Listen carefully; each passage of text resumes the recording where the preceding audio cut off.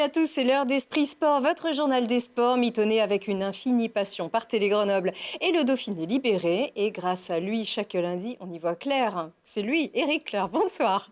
Bonsoir Lucille. Journaliste au Dauphiné libéré. Et grâce à lui, la moyenne d'âge baisse un peu, mais pas la qualité. Notre journaliste Mathias Arès, bonsoir. Bonsoir Lucille. Ça va ? Ça va très bien. Alors Mathias, qu'on a déjà envoyé pédaler, mais encore jamais avec vous. Alors vous, c'est un des clubs emblématiques de la Petite Reine dans notre région depuis 1992. Le C2S, le cyclisme Cessiné-Cessin est là. Bonsoir. Bonsoir. Pascal Ibor, vous êtes le président du C2S. Merci d'être avec nous. Enchanté. Vous êtes venu avec Johan Meunier. Bonsoir. Bonsoir. Ancien coureur du C2S, aujourd'hui éducateur sportif et directeur technique du club. Vous allez tout nous dire justement sur ce qu'on peut y faire dans ce club et quelles sont, je crois qu'il y a 14 disciplines, vous allez pouvoir découvrir tout ça. Et puis il y a aussi des jeunes qui sont venus ici en force pour nous montrer toute cette passion qui gravite autour de ce club. On va en parler dans quelques instants. Tout de suite, c'est ce qu'il faut retenir de l'actu.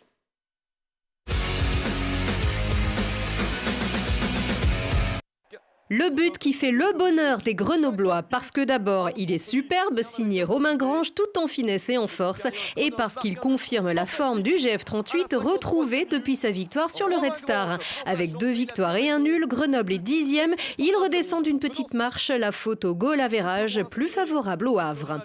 Ce soir, c'est un peu la victoire, je dirais, d'une équipe de Grenoble qui a mis de la générosité dans ce qu'elle a fait. Mais qui pour moi a manqué surtout de justesse technique. Voilà. Et un titre de championne de France pour les boulistes de Fontaine. Les féminines se sont surpassées en finale élite contre Saint-Vulbas, pourtant plus en confiance après les phases régulières. Au terme d'une finale au coude à coude, les Fontainoises s'imposent 23-19 et retrouvent l'or qu'elles avaient remporté en 2013.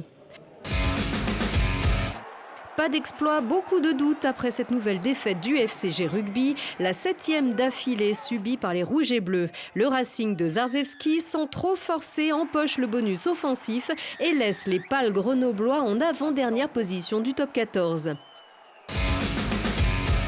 La revanche du PVBC. Les basketteuses voironnaises ont gagné leur ticket pour la finale du trophée Coupe de France à Bercy en battant leur rivale iséroise, les joueuses de la Tronche-Mélan, qui étaient venues les corriger une semaine plus tôt en championnat. Victoire 67-56, Voiron jouera la finale contre Orthez. Enfin, c'est Marseille Impérial qui a gagné au foot américain pour le coup. Les Centaures de Grenoble ont pris cher et sont repartis bredouille, défaite 24-0, alors que les volleyeurs du GVUC ont sans doute remporté un match crucial pour leur maintien en élite. Menés 2-7 à Bélin dans le Nord, les Grenoblois ont inversé le cours du match et se sont imposés au tie-break. On dit Belin, c'est ça, Mathias ? Bélin, je ne sais pas, c'est dans le Nord. En tout cas, c'est une belle nouvelle pour nos volleyeurs qui vont probablement se maintenir, évidemment. Et puis ce FCG qui n'y arrive plus, Éric, du coup. 7 défaites consécutives. 7 défaites consécutives, effectivement. Lucille, le FCG n'a plus gagné depuis le 22 décembre contre Montpellier. Donc c'était la 5e défaite à domicile. Ça commence à faire vraiment beaucoup. Et plus que la défaite en elle-même, parce qu'il n'y a rien de dramatique de perdre contre le Racing, mais c'est vraiment la manière qui interpelle et qui inquiète aussi. Tous ces contres. Tous ces contres, oui, tous ces essais de données finalement, parce que ce sont des actions où les adversaires ne se battent même pas pour marquer. Donc ça, c'est pas du tout normal. Et aujourd'hui, donc le FCG se retrouve à 9 points d'Agen, donc dans une position qui est très compliquée. On en parlera avec le capitaine Steven Stefano mercredi dans Esprit Rugby. Je vous vois un peu passionné autour de ça. Vous suivez le rugby aussi ? Oui. Beaucoup. On suit, pas énormément, mais on suit. On a juste à côté de notre club, le club de rugby de Cessin. Donc on les côtoie, on va dire, régulièrement. Et donc on se tient au courant des événements. On a même assisté il y a quelques années à des entraînements des Grenoblois chez vous, c'est ça. Et le rugby, on va d'ailleurs en parler encore avec le chiffre de la semaine.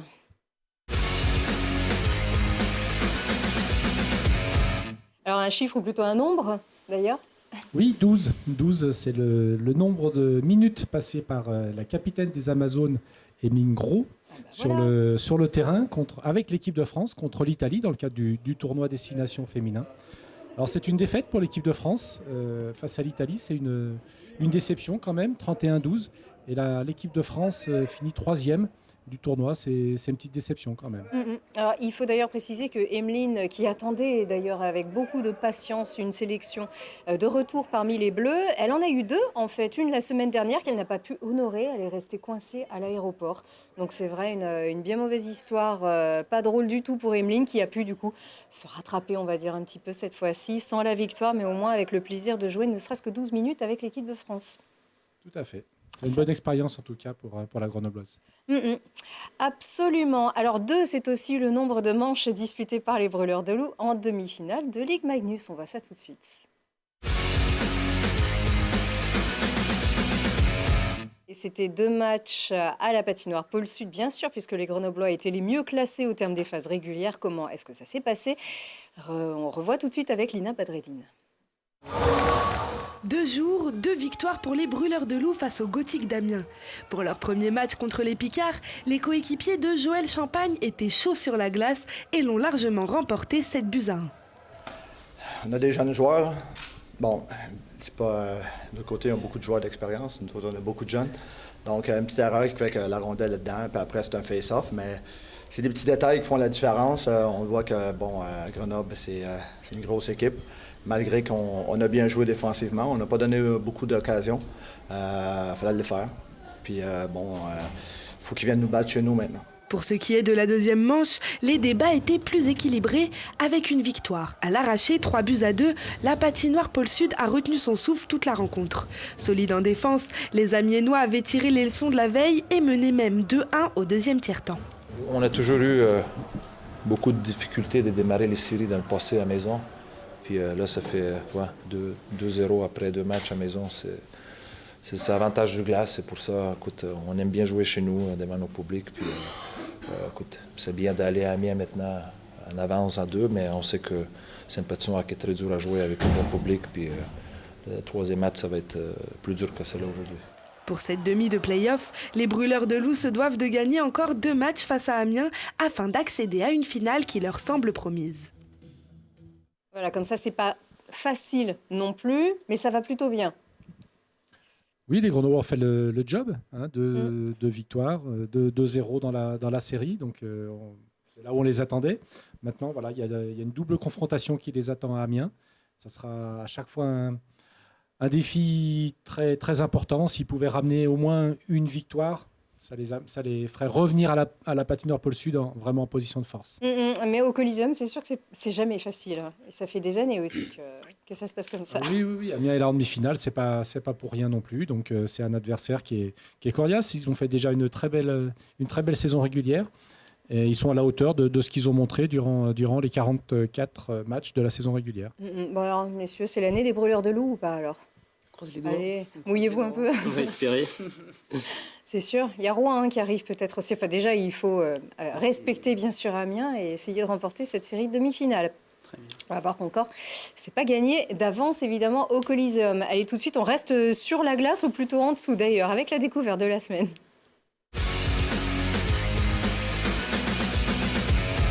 Car ce n'est pas une patinoire que tu es allé découvrir, Mathias. Cette fois-ci, on s'est dit, la glace, tu vas aller en dessous.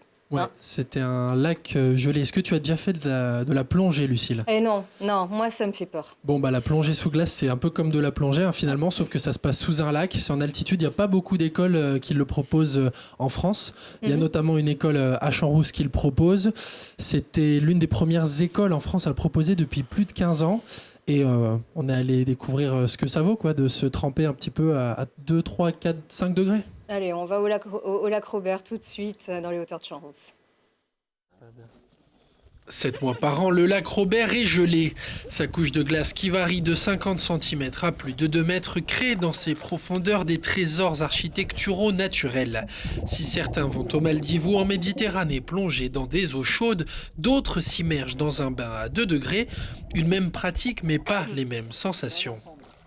Alors ça consiste à apprendre à gérer déjà tout ce qui est notre environnement, le froid, l'environnement extérieur, comment on aborde la sécurité en plongée sous glace, toutes les règles de sécurité à bien respecter pour pouvoir plonger partout dans le monde. Les combinaisons totalement étanches permettent de plonger sereinement sans se préoccuper du froid. Avec seulement 5 à 6 mètres de profondeur, on ne peut pas dire que les fonds du lac Robert soient très intéressants. Ici, quand on plonge, on lève la tête.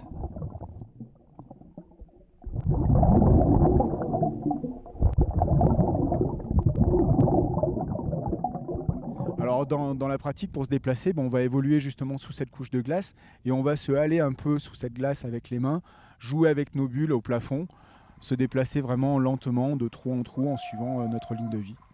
On n'observe pas du tout les mêmes choses en fait. Enfin, là, c'est même pas une question de descendre, c'est juste de regarder sous la glace et les bulles d'air, les différences de relief. On voit bien effectivement où il y a eu des effondrements, comme on a pu nous l'expliquer, et où ça s'est reformé. Donc voilà. Encore rare en France, la plongée sous glace se développe peu à peu. Dans les Alpes, Thonon, Tignes et Champs-Roux sont les principaux spots où briser la glace avec cette discipline. Alors Mathias, c'était comment? Moi, je n'ai pas osé le faire. C'était un jour blanc, il n'y avait pas une grande visibilité. On se croit en Sibérie, là. Ouais, il n'y avait pas de visibilité à plus de 2-3 mètres, donc non, j'ai pas tenté. Alors que vous, Pascal, vous êtes un plongeur? Oui, depuis une vingtaine d'années, oui, absolument. Ouais. J'ai pratiqué en lac, j'ai pratiqué en mer chaude, voilà, et j'ai fait un petit peu le tour du monde. J'ai fait quelques petits voyages. Mais jamais sous la glace. Je n'ai pas essayé encore sous la glace. Si ça vous intéresse, c'est ouvert jusqu'au 22 avril 2019. L'école, voilà, c'est le lac Robert à Champs-Rousses. J'ai essayé de motiver quelques personnes. Encore un petit mois et puis ça peut aussi se faire sous un beau soleil. C'est vrai que ce jour-là, c'était le jour de pas de chance. Ouais, pas de chance. Voilà, en tout cas, merci beaucoup à William, d'ailleurs, et à toutes les équipes de Champs-Rousses de nous avoir accueillis sur ce... C'est vrai que c'est cette découverte très intéressante qui est à la portée de tout le monde. À la portée de tout le monde. Il n'y a pas forcément besoin d'avoir un niveau particulier. On est bien accompagné. Absolument. Voilà. On peut ne jamais avoir fait de plongée. Jamais. Sans souci. Jamais. Eh bien, très bien. Eh bien, je dirais pas chapeau, Mathias, mais en tout cas, merci de nous avoir amené ces belles images. Voilà. Et donc, vous avez la parole. On vous la rend tout de suite. C'est à vous.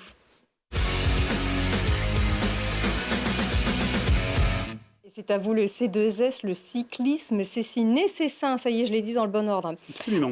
Donc, Pascal Ibor, vous êtes le président de ce club qui est créé en 92. En fait, finalement, c'est pas si vieux que ça, mais on a l'impression de vous voir rouler depuis encore plus que ça.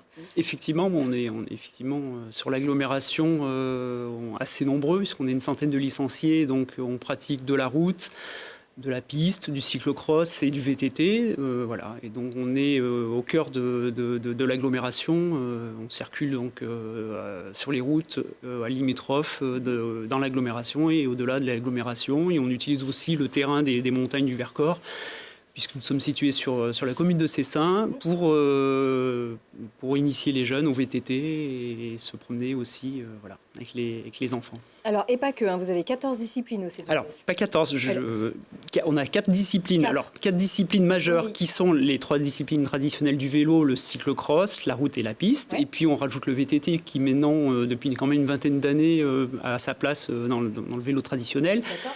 On est tourné vers le XC, c'est le X-Country. Et puis, parce qu'après, derrière cela, il y a des disciplines de la descente, le trial, l'enduro, qui sont des disciplines un petit peu spéciales qui demandent un terrain approprié. Et nous, on reste généralistes.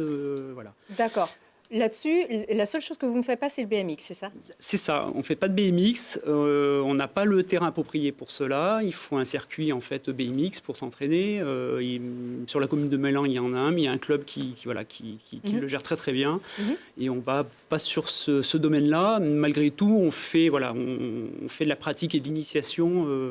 On initie les jeunes au pilotage.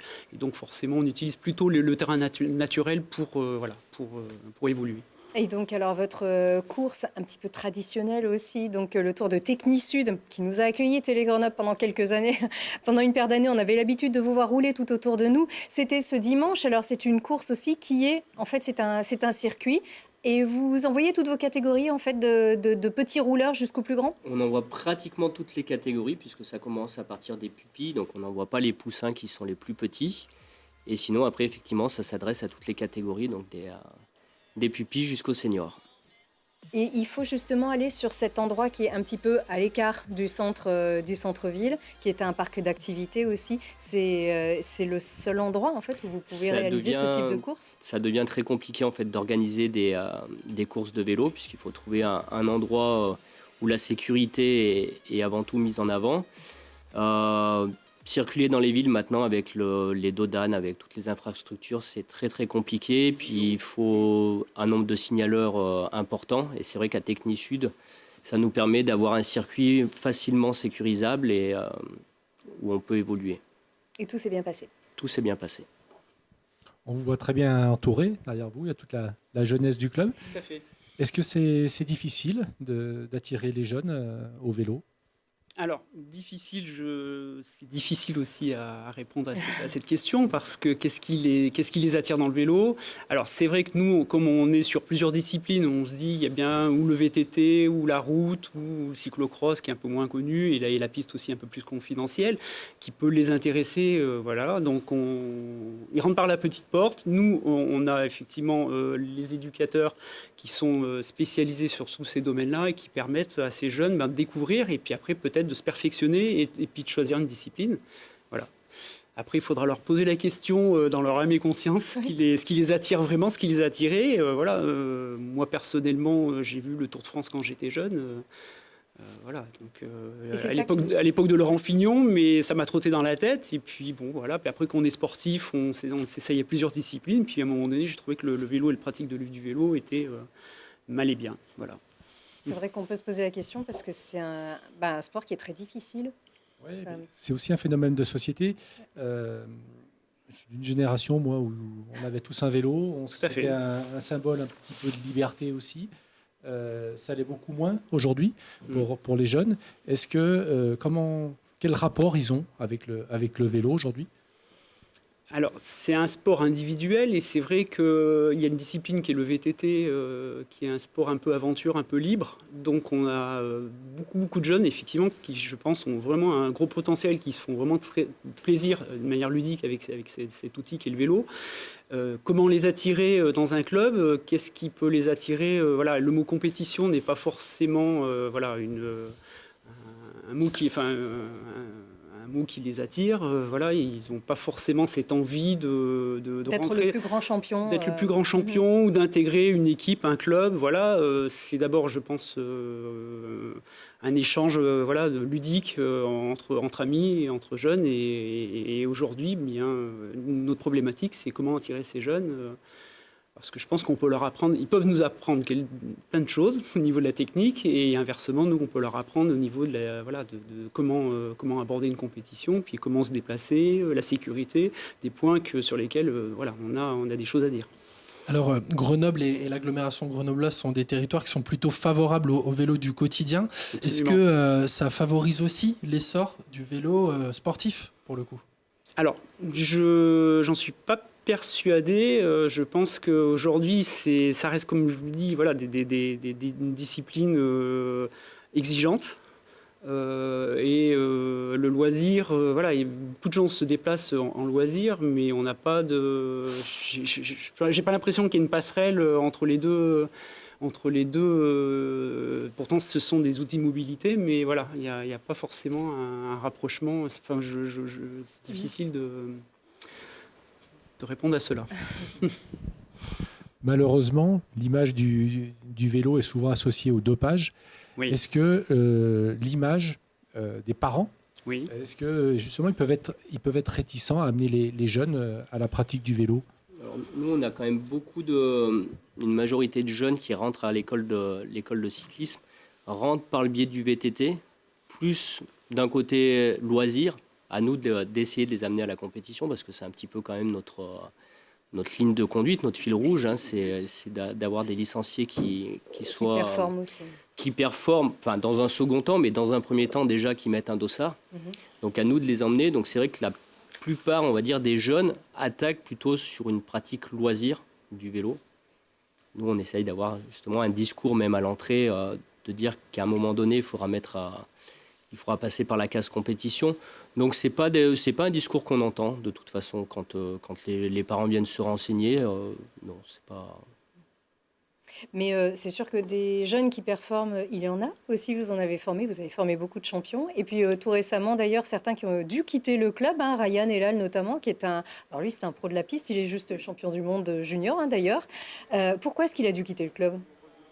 Il ne peut pas rester licencié et s'entraîner à Paris? Alors après, il a des objectifs, puisque maintenant, il va rentrer au pôle olympique, au pôle France. Donc c'est plutôt après par rapport à des moyens matériels. Voilà, il y a l'US Créteil, qui est le club qui est associé avec le pôle France, qui sont à proximité donc, sur la région parisienne. Et donc, il arrive à un niveau aujourd'hui où il doit côtoyer des champions de son niveau pour s'entraîner. Et voilà, je pense que donc, le gratin est là-bas.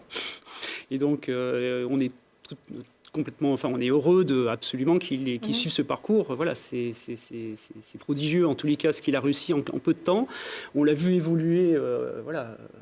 Johan l'a vraiment accompagné en tant que cadet junior avec ses autres copains, et on l'a vu évoluer. Et puis là, voilà, il explose en tous les cas dans une discipline qui lui va bien. Et on est complètement heureux que voilà. Nous, on a fait notre job. Je considère qu'on a fait notre job. Nous, on est avant tout un club formateur. Donc, c'est vrai qu'à partir du moment où on a des éléments qui passent au niveau au-dessus, donc à un niveau quasi professionnel. Alors, sur la piste, c'est un petit peu différent parce que vivre de la piste, ça reste compliqué. Mais c'est vrai que nous, à C2S, on n'a pas les moyens financiers de pouvoir l'accompagner au-delà de ce qu'on a fait. On peut le dire, ça c'était il y a quelques temps, hein, Johan. Celui-ci, c'était en 2006 à Bordeaux, hein, le titre de Jérôme, c'était au scratch. Il était aussi au C2S, hein, Jérôme Neuville, qui a été plusieurs fois champion du monde et qui avait disputé les Jeux également. Champion de France, champion du monde, comme Ryan Elal. Voilà, ils suivent quelques dizaines d'années plus tard. On a eu... cette chance-là. Voilà, qui font un peu partie des fiertés du club, comme on peut le dire. Avec aussi Andy Flickinger, avec qui vous avez couru d'ailleurs, j'imagine. Oui, tout à fait, ouais, dans les catégories cadets et juniors, donc des très bons souvenirs. Est-ce qu'il ne manque pas un Français vainqueur du Tour de France pour que le cyclisme trouve un nouvel essor? De foot, oui, certainement. Certainement. On a de la chance d'avoir quand même des Français qui performent actuellement, hein, comme Romain Amardet, Julien Alaphilippe. Donc c'est vrai que c'est des coureurs qui font rêver les jeunes. Et alors effectivement, il n'y a pas pour l'instant de victoire sur le Tour de France, mais on a quand même des coureurs qui potentiellement prennent le départ du Tour de France avec des ambitions de victoire. Donc c'est quand même quelque chose qui est très bien. Ça commence par ça, c'est sûr. C'est vrai que depuis Hinault... Ça commence à dater. Ça commence à remonter. Mathias n'était pas né, vous encore moins. En tout cas, merci d'avoir été... Alors, de mémoire, c'est Lucas, Thaïs, Mathéo, Lucas et Nathan qui sont ici derrière nous. On vous souhaite vraiment tout le meilleur et d'abord du plaisir, évidemment, dans ce club. On a 30 secondes pour passer l'agenda. Allez, tout de suite, on y va.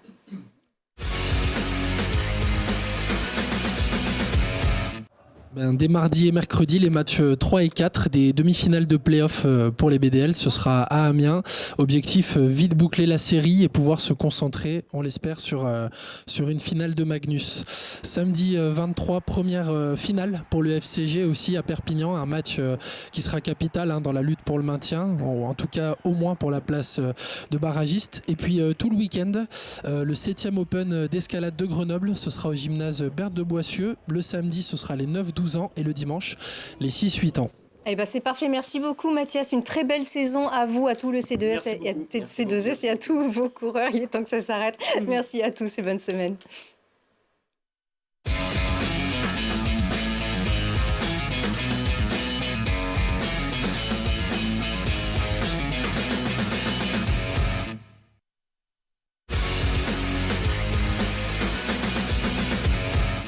Sport, le bonus. Bienvenue avec le C2S, le cyclisme Cessiné. C'est sain avec nous, Pascal Ibor, Johan Meunier, avec Éric Clair et Mathias Arès. Vous allez tout nous dire aussi sur vos ambitions pour cette saison qui vient de commencer, et plutôt bien d'ailleurs à Technisud dimanche dernier. Oui, tout à fait. Une très belle journée. Une journée qui s'est déroulée avec... pour une fois sous le soleil. Sous le soleil, effectivement. C'était juste, hein. C'était juste, on a fini, on va dire, 20 minutes avant la tempête. C'est vrai que c'est souvent à cette période de l'année, les giboulées, c'est pas toujours terrible. C'est pas toujours évident, oui. Il y a certaines catégories en plus qui peuvent être un petit peu pénalisées du fait de ce que la route est... Disons qu'on aime bien quand même que les jeunes courent sur le sec. Ils sont un peu moins expérimentés que les plus grands, donc s'ils peuvent courir quand même sur une route sèche, surtout que là c'est un circuit un petit peu particulier avec pas mal de relances. Donc c'est bien quand même quand la route reste au sec. Et là, hier, c'était idéal. Alors, on rappelle que vous avez une centaine de licenciés. Alors, depuis les pupilles, donc ça, c'est les tout petits? Donc là, c'était hier pour la course, effectivement, c'était à partir des pupilles. Sinon, on accueille les poussins. Donc les poussins, ils ont entre 6 et 7 ans. Voilà, à partir de, en tout cas, 8-10 ans, on peut faire de la compétition. Même avant. Là, c'est simplement que la course par rapport à l'organisation de la journée. Et puis, on estimait que c'était un petit peu tôt aussi dans la saison pour que les poussins attaquent. C'est vrai qu'on est un sport de plein air, et puis on a encore pas mal de jeunes qui font également du ski à côté, avec la proximité de nos montagnes.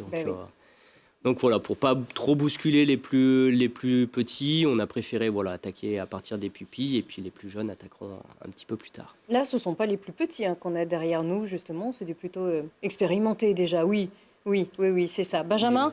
Non, voilà, des Benjamins jusqu'au 4D. Et ouais, exactement. On a tout l'avenir ici du C2S qui est avec nous. Vous parlez justement de la proximité de la montagne et du ski. Alors ça inspire beaucoup Mathias, qui aime beaucoup le ski. Oui. Donc voilà, on a une typologie du territoire qui est ce qu'elle est. Est-ce qu'elle est bien adaptée pour former des jeunes, notamment dans des profils plutôt de grimpeurs, par exemple? Elle aide effectivement à... Est-ce que la montagne fabrique des grimpeurs? C'est pas si évident que ça. Alors c'est vrai que ça aide, ça permet aux jeunes de s'expérimenter déjà dans l'école. Maintenant, on a régulièrement des coureurs venant de régions qui sont justement pas montagnardes et qui s'expriment pour autant en montagne. Donc est-ce que... Des Anglais par exemple. Des Anglais par exemple, effectivement. Donc voilà, c'est vrai que ça nous aide, et puis ça nous permet surtout de varier les plaisirs. C'est quand même un petit peu moins monotone que d'être toujours sur du plat, quoi. Est-ce que c'est ce qu'on vient vous demander d'abord, en fait, aussi, lorsqu'on s'inscrit? Je pense que les jeunes sont pas forcément la montagne, mais ce qui les motive aussi, c'est de pouvoir faire des entraînements sur des terrains variés, et puis qu'on puisse varier justement ces sorties, qu'on ne fasse pas toujours les mêmes parcours. Mais vous montez les 21 virages, par exemple, de l'Alpe? Parce que non, c'est juste l'épreuve reine, c'est ce qui fait rêver dans le monde entier. On pourrait y aller, mais c'est vrai que sur les entraînements typiques de la semaine, c'est des entraînements qui ont lieu les mercredis après-midi et samedi après-midi, aller jusqu'au pied de l'Alpe d'Huez, ça fait déjà quasiment 50 km juste pour aller au pied. Donc ça nous arrive des fois avec les plus grands de le faire l'été, sur des entraînements un peu plus spécifiques, mais c'est vrai qu'au quotidien, c'est pas des choses qu'on fait. Ça vous motive, ça, l'Alpe d'Huez, les jeunes? Oui. Ah, il y en a 3 ou 4, ouais, pas trop. C'est pas l'unanimité, mais en tout cas, il y a un grand oui ici. Là. Ils ne connaissent pas. Justement, qu'est-ce qui les fait rêver, tous ces jeunes? Je pense que c'est les champions. C'est les champions qui voient la télé, qui côtoient. Alors c'est vrai que on a eu la chance d'avoir Ryan Elal au club, donc champion du monde. Donc c'est vrai que quand Ryan a l'occasion de passer au club, il est passé hier justement à Techni Sud sur la course. C'est vrai que ça fait rêver les jeunes. Et remporter le Tour, parce qu'on l'attend toujours, le vainqueur français. On l'attend, ça va bientôt arriver. Et à partir de quel âge on s'oriente vers la piste, justement? Alors nous, c'est à partir de... On a cette chance à Cessin d'avoir un vélodrome qui nous permet de faire de l'initiation. Donc dès les poussins, on peut déjà les faire rouler sur la piste. Alors évidemment, Cessin, c'est un vélodrome d'initiation. Les virages ne sont pas trop relevés. Et à partir de la catégorie minime, on fait nos entraînements sur le vélodrome des Bains, où là, effectivement, les virages sont beaucoup plus relevés. Il faut déjà avoir un petit peu d'expérience pour aller rouler sur ce vélodrome. Vous pouvez former à la fois à la poursuite comme au sprinter, en fait. C'est-à-dire exactement. On se ferme pas de porte. On prend le cas de Ryan qui a été champion du monde sur la vitesse. Il y avait Jérôme qui était plutôt un rouleur. Voilà, mais Ryan, avant de s'orienter vers la vitesse, c'était avant tout un coureur qui préférait la route. Mais ses qualités naturelles ont fait qu'à un moment donné, l'évidence était effectivement sur la vitesse. Vous l'avez poussé? On l'a laissé faire son choix, parce qu'il fallait que ça vienne de lui, même si effectivement les qualités, il le savait lui-même, mais je pense qu'au fond de lui, la route le faisait rêver aussi, et il ne voulait pas se fermer de porte, donc il a pris un choix en junior 2e année. C'était l'évidence, mais voilà, c'est lui qui a choisi, personne ne l'a poussé à faire ce choix-là. Alors on parle justement de Ryan. Quel rôle ont les clubs comme le vôtre dans la carrière, dans la jeune carrière d'un cycliste qui a de l'espoir, en fait? Notre rôle, c'est de pouvoir leur faire découvrir déjà les différentes activités. Donc c'est pour ça que nous, au club de Cessan, on s'attache, c'est un peu notre marque de fabrique, de proposer aux jeunes d'avoir un panel complet, c'est-à-dire de pouvoir faire du VTT, de la route, de la piste, du cyclocross, même si effectivement il y a des jeunes qui font du VTT et qui n'ont pas spécialement envie, mais dans les petites catégories, on les oblige un petit peu à passer par là pour leur apporter un bagage technique, et puis après, comme ça, eux, ils vont pouvoir se faire une idée de ce qu'ils aiment le plus, et puis de faire un choix. Donc on va dire, à partir de la catégorie cadet, junior, on commence à s'orienter plus vers une discipline ou vers l'autre, en essayant, pareil, on essaye de garder au moins 2 activités, c'est-à-dire piste, cyclocross, piste, route, VTT, route. Voilà. On essaye de garder au moins 2 disciplines sur l'année. Et alors jusqu'où on peut accompagner un ou une jeune qui a du potentiel? Est-ce qu'il y a un plafond forcément à un moment qui arrive? Nous, le plafond, c'est la catégorie junior. Donc 17-18 ans.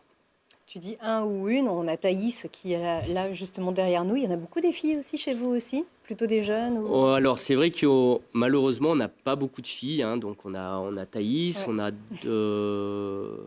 3, on a une petite poussine, on a 2 pupilles. Et puis après, on a quelques filles qui font du VTT.